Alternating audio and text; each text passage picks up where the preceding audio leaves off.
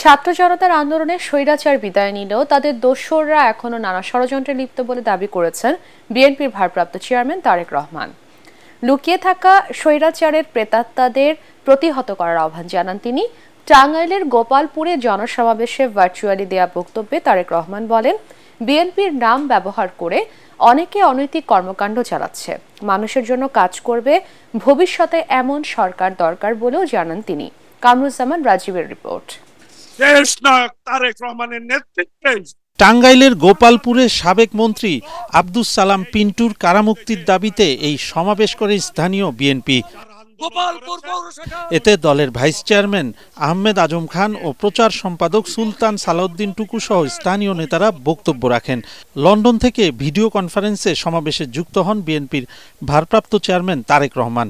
তিনি বলেন, স্বৈরাচারের বিদায়ে সাময়িক বিজয় এলেও জনগণের অধিকার প্রতিষ্ঠিত হয়নি। দেশের মানুষের ভোটাধিকার প্রতিষ্ঠাই বিএনপির মূল লক্ষ্য বলে জানান তারেক রহমান।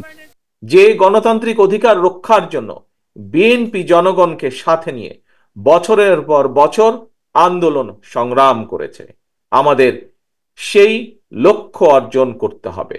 শুধু রাজনৈতিক লক্ষ্য অর্জন করলেই আমরা বাংলাদেশকে গড়ে তুলতে পারবো না। আমাদেরকে যেরকম রাজনৈতিক যে অধিকার, রাজনৈতিক যে লক্ষ্য, সেটি যেমন আমাদেরকে অর্জন করতে হবে, একইভাবে আমাদেরকে অর্জন করতে হবে জনগণের অর্থনৈতিক মুক্তি।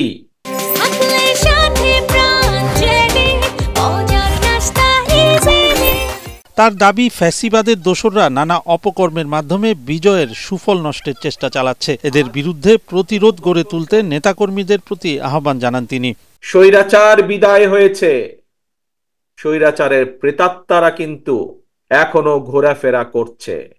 কাজেই তারা বিভিন্ন রকম বিভ্রান্তি ছড়ানোর চেষ্টা করছে।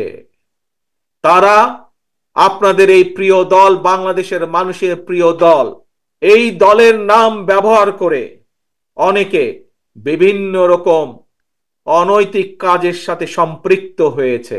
এই ষড়যন্ত্র করে কোনো লাভ হবে না। তারেক রহমান বলেন, জনসমর্থনের কারণেই বিএনপি শত অত্যাচার নির্যাতনের মধ্যেও টিকে আছে। তাই জনগণের রাজনৈতিক অধিকার প্রতিষ্ঠার পাশাপাশি দেশের সম্ভাবনাকে কাজে লাগিয়ে মানুষের অর্থনৈতিক মুক্তি দিতে চায় বিএনপি। কামরুজ্জামান রাজীব, এটিএন বাংলা।